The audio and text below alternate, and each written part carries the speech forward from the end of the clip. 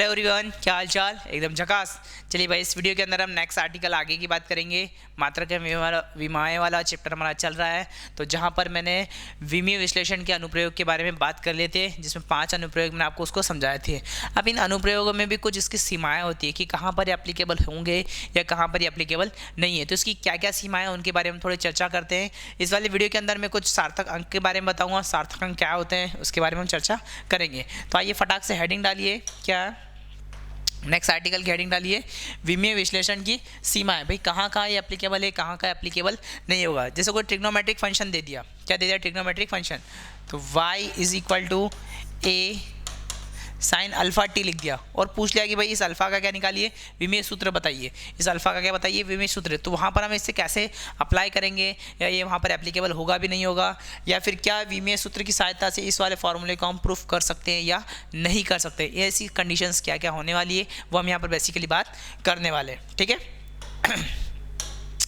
तो देखिए भाई, सबसे पहले हेडिंग आपने डाली होगी, विमीय विश्लेषण बहुत उपयोगी है लेकिन इसकी कुछ सीमाएं। सबसे पहली सीमाएं क्या है कि किसी भौतिक राशि की विमाएं दी हो तो वह राशि अद्वितीय नहीं हो सकती, मतलब एक से ज़्यादा नहीं हो सकती है, क्योंकि कई भौतिक राशियों की विमाएं समान होती है। अब कैसे, कौन कौन सी राशियाँ हो गई, जैसे उदाहरण के लिए मैं बात करूँ कि मेरे पास यहाँ पर क्या गया, ये दे रखा विमीय सूत्र दे रखा ml2t-2 ml2t-2। अब ये किसका होता है, कार्य का भी होता है, ये ऊर्जा का भी होता है और बल आघूर्ण का भी विमीय सूत्र यही होता है। तो कोई भी भौतिक राशि होती है तो वो एक तरह से अद्वितीय नहीं हो सकती है। भाई एक से ज़्यादा भौतिक राशियों के जो मात्रक है वो क्या हो सकते हैं, विमीय सूत्र क्या होते हैं, बराबर हो सकते हैं, ठीक है। नेक्स्ट बात करता हूँ पॉइंट नंबर 2 के बारे में। पॉइंट नंबर 2 काफ़ी खास है। जैसे मैंने अभी कुछ फॉर्मूलेज लिखे थे। एक फार्मूला क्या लिखा था, F इक्वल टू के नीटा आर इंटू वी। यहाँ पर के से हमें कोई मतलब नहीं था, है ना। तो आंकिक नियतांक के जैसे 1/2 अथवा 2 पाई आदि की कोई विमाएँ नहीं होती, मतलब यहाँ पर जो भी नियत चीज़ आदि उसकी कोई भी मात्रक या विमाएँ नहीं होगी, क्योंकि ये एक आंकिक मान है और आंकिक मान का कोई भी मात्रक या विमाएँ नहीं होती है, ये चीज़ याद रखिएगा। तीसरा उसने दे रखा है क्या कि विमीय विधि का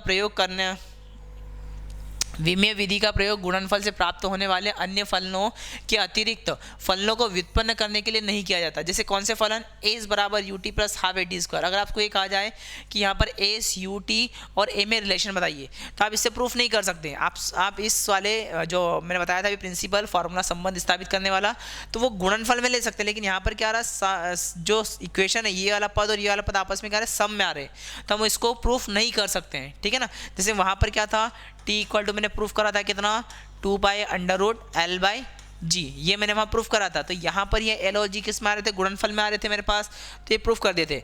लेकिन वैसे अगर यहाँ पर ये वाला पद जैसे यू टी आ गया और हाफ ए टी स्क्वायर आ गया, ये दोनों आपस में क्या हो रहे हैं, सम हो रहे हैं, दोनों का योग हो रहा। तो इस वाली इक्वेशंस को, इस टाइप की इक्वेशंस को मैं यहाँ पर प्रूफ नहीं कर सकता हूँ। सिमिलर अगर मेरे पास कोई ट्रिग्नोमेट्रिक इक्वेशन आ जाता है, कोई त्रिकोणमितीय फलन आ जाता है, तो उसको भी मैं विमीय सूत्र की सहायता से फलन व्युत्पन्न नहीं कर सकता हूँ। अच्छा, दूसरी बात मैं बताता हूँ, यहाँ पर एक चीज़ और हम समझते हैं क्या कि भाई अगर यहाँ पर ऐसा आ जाए, जैसे फलन दे रखा y equal to omega t, कितना लिखा, y equal to alpha t लिखा था। ऐसे मान लीजिए y इक्वल टू मैंने मान लिया a साइन अल्फा टी। यहाँ पर जो y है इसको मैं बोल देता हूँ डिस्प्लेसमेंट, मतलब विस्थापन, और जो t है उसे क्या मैंने बोल दिया, मैंने समय बोल दिया। अब आपसे पूछा क्या गया कि भाई a तथा अल्फा का विमीय सूत्र बताइए, विमीय सूत्र बताइए। अब अगर आपसे ऐसा पूछ लिया जाए तो देखिए ऐसी कंडीशन में आप क्या करेंगे, ट्रिग्नोमेट्रिक फलन, तो ट्रिग्नोमेट्रिक फलन होता है, इसका कोई भी विमीय सूत्र नहीं होता है। मतलब एक तरह से मैं अल्फा टी को क्या लिखता हूँ, इसके अंदर लिखी हुई जो टर्म है, इस वाली टर्म को मैं क्या लिख सकता हूँ, अचर लिख सकता हूँ। क्या लिख सकता हूँ, अचर, मतलब इसका कोई भी विमीय सूत्र नहीं आएगा। अब अगर मुझे a का पूछा है तो यहाँ तो इसका तो कोई विमीय सूत्र होता नहीं है, तो ये जो y आएगा वो जनरली किसके बराबर हो जाएगा, a के। तो y बराबर कितना आ जाएगा मेरे पास, a। y क्या है, विस्थापन है, तो विस्थापन का विमीय सूत्र क्या होता है, l होता है। तो a का विमीय सूत्र भी क्या आ जाएगा मेरे पास, a का विमीय सूत्र क्या आ जाएगा, l आ जाएगा। पर अगर मुझे इस अल्फा टी का पूछा है, तो अगर कोई भी ट्रिग्नोमेट्रिक फलन आए, sine cos tan cot sec cosec, उसके अंदर कोई टर्म लिखिए, तो उसको हम क्या लिखेंगे, एक तरह से नियत लिखेंगे। मतलब क्या लिखूंगा मैं उसे, अल्फा इंटू टी बराबर क्या लिखूंगा, नियत, अल्फा इंटू टी बराबर क्या लिखूँगा, नियत। तो यहाँ से अल्फा बराबर कितना हो जाएगा भाई, 1/t आ जाएगा। और टी का विमेय सूत्र आपको पता है कितना होता है भाई, कैपिटल टी होता है। इस कैपिटल टी को कहाँ ले जाइए, ऊपर ले जाइए। तो अल्फा का विमेय सूत्र कितना आ जाएगा, टी की घात -1। तो कोई भी ट्रिग्नोमेट्रिक फलन आता है तो उसका विमेय सूत्र नहीं होता है, याद रखिएगा। और दूसरी बात, अगर उसके अंदर कोई कांस्टेंट टर्म आ जाती है तो उसका विमेय सूत्र हम यहाँ पर निकाल सकते हैं। जैसे मैंने यहाँ पर इसका निकाल रखा है। ऐसे ही अगर कोई एक्सपोनेंशियल फंक्शन आ जाता है, ठीक है ना, x की पावर में आ जाए, चर घातांकी फलन आ जाए, कैसा आ जाए, चर घातांकी फलन। जैसे मान लीजिए मेरे पास आ गया y बराबर a e की पावर अल्फा टी का स्क्वायर, ठीक है ना, ये हो गया a = -e अल्फा टी का स्क्वायर बट्टा एल ले लिया। जैसे मैंने कोई भी टर्म ले ली है ना, कुछ भी एक इक्वेशन मान ली, तो यहाँ पर मुझे ए का पूछा और किसका पूछा, अल्फा का पूछा। यहाँ पर भी वही चीज़ पूछी मेरे पास, ए और अल्फा का। तो ए का तो मेरे पास डायरेक्टली ये हो जाएगा। कोई भी चर घातांकी अगर फलन आता है तो चर घातांकी फलन का भी विमीय सूत्र नहीं होता है, इसका भी कोई मात्रक नहीं होता है, ये बात ध्यान रखिएगा, ठीक है ना। तो यहाँ से y बराबर तो क्या आ जाएगा मेरे पास, ए आ जाएगा। और ए का विमीय सूत्र तो मेरे पास डायरेक्टली क्या आ गया, एल, जहाँ पर y को मैंने क्या बोल रखा है, विस्थापन। क्या बोल रखा है, विस्थापन, ठीक है ना। वही बात कि यहाँ पर मैंने इस साइन के अंदर क्या लिखा था, अल्फा टी, ये क्या निकाला था मैंने, एक अचर माना था। तो वैसे यहाँ पर e की पावर में जो लिखा ना, तो इस पूरे को क्या मानूंगा मैं, अचर मानूंगा। मतलब क्या हो जाएगा, अल्फा टी की घात 2/l बराबर कितना हो जाएगा, अचर हो जाएगा या नियत हो जाएगा। तो ये हो जाएगा अल्फा बराबर l/t की घात 2। अब l और t का लिख लीजिए, l का विमेय सूत्र l, t का कितना होता है, t की घात 2। तो इसका विमेय सूत्र कितना हो जाएगा, l t की घात -2। कितना हो जाएगा, अल्फा का विमेय सूत्र हो जाएगा l t की घात -2। तो याद रखना, चर घातांकी फलन का कोई विमेय सूत्र नहीं आता, लेकिन चर घातांकी फलन के ऊपर कोई घात आ जाए तो उस घात को मैं अचर के बराबर मानकर जो भी नियत राशि का मुझे पूछा गया है विमेय सूत्र, वो यहाँ निकाल सकता हूँ। तो यहाँ पर इसी कॉन्सेप्ट के साथ मैंने 2 कॉन्सेप्ट और ऐड कर दिए। ये जो था ना, विमेय सूत्र के प्रूफ नहीं कर सकते हैं, तो ऐसा अगर आ जाता है तो याद रखिएगा। और अगर इस पैटर्न में कोई कंडीशन आ जाती तो हम उसका कैसे विमेय सूत्र निकाल सकते हैं, वो दोनों बातें याद रखिएगा। क्लियर है ये सब चीज़ें, तो यहाँ से हम इसे कर सकते हैं। अच्छा, यहाँ पर एक चीज़ और मैं बताता हूँ कि जैसे ऐसे ही कोई इक्वेशन के फॉर्म में आ जाए, इक्वेशन के फॉर्म में कैसे, कि जैसे मान लीजिए मेरे पास कोई इक्वेशन ऐसे लगी ट्रिग्नोमेट्रिक फॉर्म में कि y बराबर, ये मैंने लिखा बीटा अपॉन में l इंटू यहाँ पर आ गया sine alpha T plus omega into L आ गया। इसको मैं मान लेता हूँ क्या, अल्फा टी, ऐसा मान लीजिए जैसे अल्फा, और ये लिखा मैंने sine alpha T minus beta T square आ गया। ऐसी कोई इक्वेशन आ गई, ठीक है ना। अब सर हमने पहले तो बात करी थी कि भाई यहाँ पर अल्फा टी होना चाहिए कोई भी कांस्टेंट, पर यहाँ तो ऋण में आ गया या धन में भी आ गया, ठीक है ना। तो उससे कोई डरने की बात नहीं है, सीधा सा लॉजिक लगाना है। यहाँ पर y को हम अभी वही मान रहे हैं, क्या विस्थापन मान रहे हैं, क्या विस्थापन। तो अल्फा का तो डायरेक्टली क्या आ जाएगा भाई, एल आ जाएगा विमेय सूत्र, ठीक है ना। अल्फा का क्या आ जाएगा, एल आ जाएगा। पर यहाँ पर इस साइन का तो विमेय सूत्र नहीं होता है, तो इसके अंदर वाली टर्म का विमेय सूत्र कितना हो जाएगा, अचर हो जाएगा, मतलब नियत बोल सकते हैं हम इसको। तो यहाँ से कितना हो जाएगा भाई, alpha T minus beta T square बराबर कितना हो जाएगा, अचर या नियत बोलेंगे। तो अल्फा टी बराबर कितना हो जाएगा यहाँ से मेरे पास, बीटा टी की घात 2। तो अल्फा का तो मैंने यहाँ से निकाल रखा है, तो बीटा का मुझे निकालना है, तो कितना हो जाएगा, अल्फा टी बटा टी की घात 2। तो यहाँ पर एक टी से एक टी को मैं कैंसिल कर सकता हूँ, ये टी से टी कट गया, तो बचा कितना, अल्फा अपॉन में टी। और अल्फा का विमेय सूत्र क्या निकाला मैंने, अभी अल्फा का विमेय सूत्र मैंने निकाला ये, तो कितना आ गया मेरे पास एल, और टी का कितना होता है, टी समय का ही होता है। तो यहाँ से बीटा का विमेय सूत्र कितना हो जाएगा भाई, एल टी की घात -1।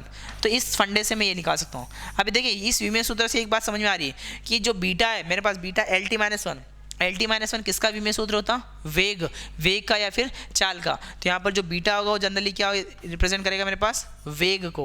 किसको रिप्रेजेंट करेगा, वेग को, है ना। तो ये बात ध्यान रखना, ये विमेय सूत्र से बता सकता हूँ कि ये क्या चीज़ है। और वैसे अल्फा किसको रिप्रेजेंट कर रहा है मेरे पास, लंबाई को, क्योंकि उसका विमेय सूत्र क्या आ गया मेरे पास, एल आ गया।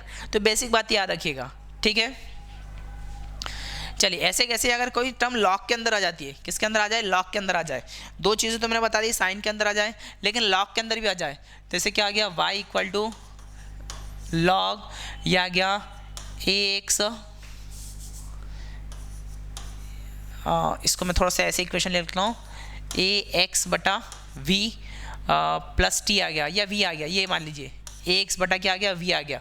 यहाँ पर वाई क्या है मेरे पास, वाई और एक्स क्या है, विस्थापन है, विस्थापन है, ठीक है ना। यहाँ पर भी मैं कुछ लिख लेता हूँ, अल्फ़ा मान लेता हूँ, और ये v प्लस अल्फ़ा कर लिया, इस तरीके से कर लिया ना, एक थोड़ी अच्छी इक्वेशन बना दी। और यहाँ पर क्या v क्या है मेरे पास, वेग है, और a v, और आपके पास क्या आ गया अल्फ़ा, ये क्या पर क्या नियत राशि है, कैसी राशि है, नियत है, जिनके हमें क्या निकालना है, विमेय सूत्र निकालना है। तो सबसे पहले देखिए अल्फ़ा की अगर मैं बात करूँ तो अल्फ़ा बेसिकली यहाँ पर इसके बराबर ही आ रहा है, y के बराबर ही आ रहा है ये, ठीक है ना, y बराबर कितना आ रहा है, अल्फ़ा आ रहा है, ठीक है ना। तो उस कंडीशन में हम अल्फ़ा का निकाल सकते हैं। वैसे अगर अल्फ़ा नहीं लिखता और यहाँ पर भी अल्फ़ा नहीं आता तो उस कंडीशन में मुझे लेने की ज़रूरत नहीं थी, पर मैंने यहाँ पर भी अल्फ़ा ले रखा है, इसलिए मुझे यहाँ पर भी अल्फ़ा लेने ज़रूरी, क्यों, क्योंकि उसका मुझे विमेय सूत्र निकालना पड़ेगा। अगर नहीं ऐसा होता तो यहाँ पर अल्फ़ा नहीं दिया था। तो y बराबर कितना आ गया भाई, अल्फ़ा, तो अल्फ़ा का विमेय सूत्र तो डायरेक्ट आप लिख सकते हैं क्या, l। अब दूसरी बात मेरे पास दे रखा है क्या, ए एक्स दे रखा है, एक तो दे रखा है ए एक्स, और नीचे क्या लिखा, v प्लस अल्फ़ा बराबर क्या रखा मैंने, नियत, क्या रख लिया, नियत रख लिया। अब v प्लस अल्फ़ा है, तो बेसिकली यहाँ पर एक चीज़ याद रखना कि ये जो टर्म मेरे पास दे रखी है, यहाँ पर अगर मैं इसको l रखता हूँ और ये तो भाई एल टी माइनस वन आएगा, क्या आएगा, एल टी माइनस वन, और ये क्या आएगा मेरे पास एक तरह से इसका विमेय सूत्र आ गया l। अब ये l है और ये एल टी माइनस वन है, ये दो टर्म आपस में ऐड हो रखी है, ये क्या है, दो टर्म। तो ये चीज़ जो लिखी है ये पूरी तरह से क्या लिखी है, रॉन्ग लिखी है। मतलब v प्लस अल्फ़ा, अगर मैं इसको ऐसा लिखना चाहूँ कि v प्लस अल्फ़ा बराबर नियत लिखना चाहूँ, क्या लिखना चाहूँ, नियत, क्योंकि भाई नीचे वाली ऊपर वाली राशि भी नियत रहेगी, नीचे वाली राशि रहेगी, जब इन दोनों का डिवाइड जेंस क्या आएगा मेरे पास, नियत आएगा। तो नियत हो गया, मतलब v बराबर क्या आना चाहिए, अल्फ़ा। अब अल्फ़ा तो मेरे पास बेसिकली पहले कितना आया, अल्फ़ा मेरे पास आ गया l, लेकिन v मैंने क्या ले रखा है, वेग ले रखा है। तो वेग अगर इसको लेता हूँ तो ये जो इक्वेशन लिखी है वो क्या, डायमेंशनली इनकरेक्ट है। इक्वेशन जो लिखी है वो डायमेंशनली क्या रखी है, विमेय सूत्र के हिसाब से ये कैसे रखी है, इनकरेक्ट है। इसकी हेल्प से मैं यहाँ पर इस a का विमेय सूत्र नहीं निकाल सकता हूँ, ठीक है, ये बात यहाँ पर याद रखिएगा। चलिए इसमें एक चीज़ और बताता हूँ, अगर कोई इक्वेशन हमारे पास इस टाइप में आ जाती है, कैसे कि एज बराबर U T plus alpha upon में sorry alpha T plus L upon में बीटा प्लस टी आ जाए, इस टाइप से कोई आ जाती है, ठीक है ना। तो हम जनरली क्या करेंगे, इसको एल अपॉन में बीटा मान लीजिए या वन अपॉन में बीटा मान लीजिए, इसको मैं मान लेता हूँ, कुछ भी ऐसे लेता हूँ, बीटा प्लस टी ले लिया, ठीक है ना। अगर कोई चीज़ डिवाइड में आ जाती है तो डिवाइड में आ जाए तो डायरेक्टली मैं इसको क्या लिखता हूँ, नियत मान लूँगा, क्या मान लूँगा, नियत। तो B plus T equal to क्या हो गया, नियत, ठीक है ना, क्या हो जाएगा, नियत। तो यहाँ पर ये तो टर्म मेरे पास नियत आ गई, तो बीटा का डायरेक्टली विमेय सूत्र में लिख सकता हूँ क्या, टी। तो बीटा किसको रिप्रेजेंट करेगा, टी को करेगा। और अल्फ़ा ऑब्वियस सी बात यहाँ से किसको रिप्रेजेंट करेगा, अल्फ़ा बराबर जो भी हमारे पास, अगर मैं इसको एल मान लेता हूँ तो एल आ जाएगा, इसको ऊपर एल रख दीजिए ना, एल, और ये नीचे कितना आ गया, टी, तो हो जाएगा एल टी माइनस वन। और यहाँ पर ये बीटा का विमेय सूत्र मेरे पास टी आया और ऊपर वाली टर्म को मैंने क्या मान लिया, एल मान लिया, तो एल अपॉन में टी स्क्वायर। तो बेसिकली ये भी मेरे पास क्या हो गया, स्पीड हो गया, और ऊपर वाली आगे वाली टर्म भी क्या हो गई मेरे पास, स्पीड हो गई, ठीक है ना। तो ऐसे अगर कोई डिनोमीटर में टर्म आ जाए, मतलब हर के अंदर कोई राशि आ जाती है, तो उसको भी हम नियत मानकर वहाँ पर भी किसी कांस्टेंट का वैल्यू निकाल सकते हैं, ठीक है ना। याद रखिएगा, बीटा प्लस टी को मैंने क्या माना, नियत माना, उससे बीटा का निकाला, फिर ये एल अपॉन में टी क्या आ गया मेरे पास, वेग आ जाएगा, ठीक है। तो ये पैटर्न हमारे पास आपको सब चीज़ें समझ में आ गई होगी कैसे निकालना है, और भी न्यूमेरिकल जब मैं लूँगा तो उसमें आपको क्लियर कर दूंगा। तो ये चीज़ आ गई हमारे पास। क्वेश्चन नंबर 4, इसका जो एप्लीकेशन नंबर है 4 है, ये भी काफ़ी यूज़फुल है। देखिए इसने काफ़ी अच्छी बात यहाँ पर लिख रखी है, क्या कि यदि कोई यांत्रिकी में कोई भौतिक राशि 3 से अधिक राशियों पर निर्भर करती है तो विमेय विश्लेषण की विधि से सूत्र को व्युत्पन्न नहीं किया जा सकता। नहीं, अज्ञात चरों 3 से ज़्यादा की तुलना में कम होती है, मतलब यहाँ पर राशियों की उत्पत्ति हम नहीं कर सकते। अगर 2 है या 2 से ज़्यादा है, अधिकतम 3 ले सकते हैं, 3 से ज़्यादा के लिए हम उसके प्रूफ नहीं कर सकते उस फॉर्मूले के द्वारा, ठीक है। याद रखिएगा ये पूरा एप्लीकेशन। उसके बाद नंबर 5 वाले में क्या लिखा, यदि कोई भौतिक राशि 3 राशियों पर, देखिए क्या लिखा, यदि कोई भौतिक राशि 3 भौतिक राशियों पर निर्भर करती है, उनमें से 2 विमाएँ समान हो, 2 की विमाएँ समान हो, तो विमेय विश्लेषण विधि से इसके सूत्र की उत्पत्ति नहीं की जा सकती। जैसे इसने एक फॉर्मूला लिखा एफ बराबर, क्या लिखा, एफ बराबर ये लिखा डी अपॉन में एल की घात 2, और ये लिखा इसने क्या यहाँ पर, इसको मैं मान लेता हूँ म्यू मान लेता हूँ, ठीक है ना, आवृत्ति। तो यहाँ पर ये जो डी है ये क्या है, लंबाई का मात्रक है, मतलब इसकी यूनिट भी आ जाएगी मीटर और यहाँ इसकी भी क्या आ जाएगी, मीटर हो जाएगी। तो जब हम फॉर्मूला डिराइव करेंगे तो ऊपर वाली भी राशि लंबाई के लिए और नीचे वाली भी राशि किसके लिए, लंबाई के लिए। तो विमीय सूत्र की सहायता से ये वाले फॉर्मूले को मैं उत्पन्न नहीं कर सकता हूँ, ठीक है ना। तो ये इसके कुछ बेसिक फैक्टर थे, विमीय की कुछ सीमाएं थी जहाँ की ये लगेगा या नहीं लगेगा, क्या हम इसका यूज़ कर सकते हैं या यूज़ नहीं कर सकते। ये सारी बातें मैंने आपको इस वीडियो के अंदर मतलब इस कॉन्सेप्ट में क्लियर कर दी। चलिए भाई नेक्स्ट आर्टिकल लिखिए सार्थक अंक। ये बड़े काम का और बहुत इजी, सबसे इजी टॉपिक अगर बताओ तो यही है इसमें मात्रा के विमाय वाले में। तो सार्थक अंक की डेफिनेशन की बात करें, इंग्लिश में इसको बोलते हैं सिग्निफिकेंट फिगर। किसी भौतिक राशि के मापन में सार्थक अंक उन अंकों की संख्या बताते हैं जिनमें हम पूर्ण आश्वस्त होते हैं, मतलब कंप्लीटली यही आएगा। मापन में अधिकतम संख्या में सार्थक अंक प्राप्त होना मापन में अधिक शुद्धता को दर्शाता है। इसका विलोम भी सत्य, मतलब जितने डेसिमल के बाद हम जाते जाएंगे वो उतना वैल्यू जाएगी, वो उतनी मेरे पास क्या आएगी, एक्यूरेट या शुद्ध वैल्यू आती जाएगी, ठीक है ना। तो इससे हम क्या बोलते हैं, सार्थक अंक बोलते हैं। अब किसी भी कोई वैल्यू लिखा है, जैसे कोई भी हमारे पास लिखा है 2.55 या 21434 ऐसा कुछ भी लिखा है, तो उस कंडीशन में उसमें कितने सार्थक अंक हो सकते हैं, 1 होगा, 2 होगा, 3 होगा या 4 होगा। जैसे कई बार जीरो को काउंट करते हैं कि नहीं करते हैं, तो इसके ऊपर 5 से 6 इसके एप्लीकेशंस आते हैं, इसके कुछ रूल्स हैं कि हाँ इसको सार्थक अंक में लेंगे, इसको नहीं लेंगे, उसके हम यहाँ पे चर्चा करते हैं। तो डेफिनेशन ये याद रखिएगा, ठीक है।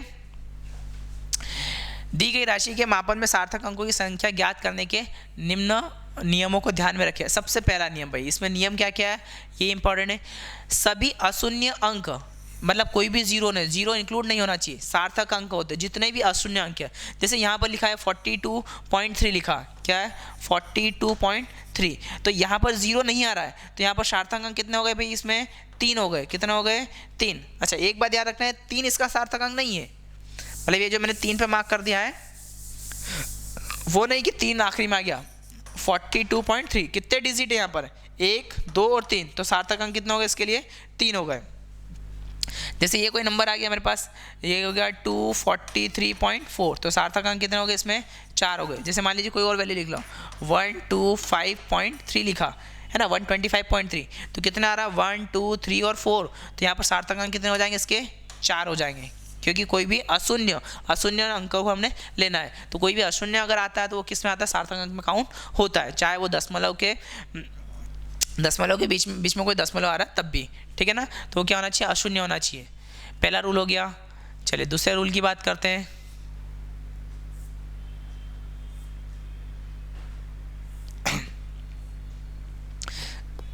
इसने एक और एग्जाम्पल यहाँ दे रखा है